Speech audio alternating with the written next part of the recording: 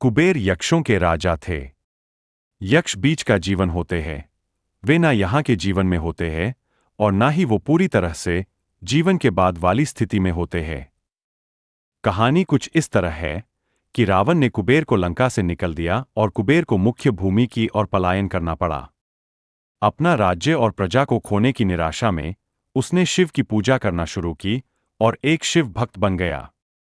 शिव जी ने दया भाव दिखाते हुए उसे एक अन्य राज्य और संसार का सारा धन दे दिया।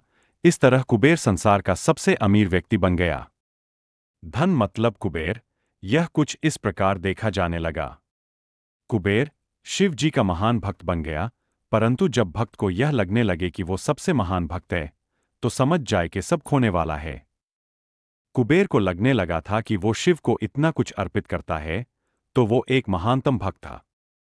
और बेशक शिव जी ने चढ़ावे में से विभूति के अलावा कभी कुछ नहीं छुआ। पर कुबेर खुद को महान समझने लगा क्योंकि वो शिव जी को इतना कुछ चढ़ावे के रूप में भेंट करता था। एक दिन कुबेर शिव के पास गए और कहा, मैं आपके लिए क्या कर सकता हूं? मैं आपके लिए कुछ करना चाहता हूं। शिव जी ने कहा, तुम मेरे लिए क्या कर सकते हो? कुछ भी नहीं, क्योंकि मुझे किसी चीज की आवश्यकता ही नहीं है।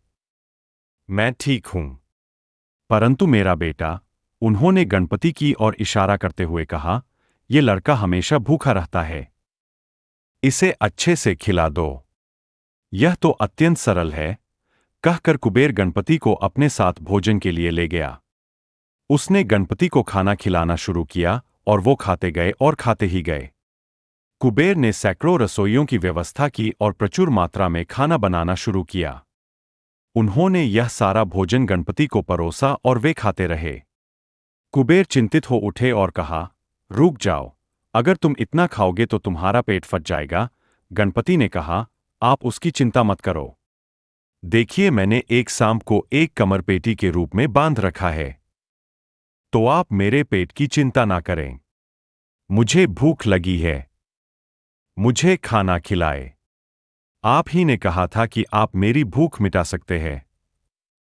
कुबेर ने अपना सारा धन खर्च कर दिया।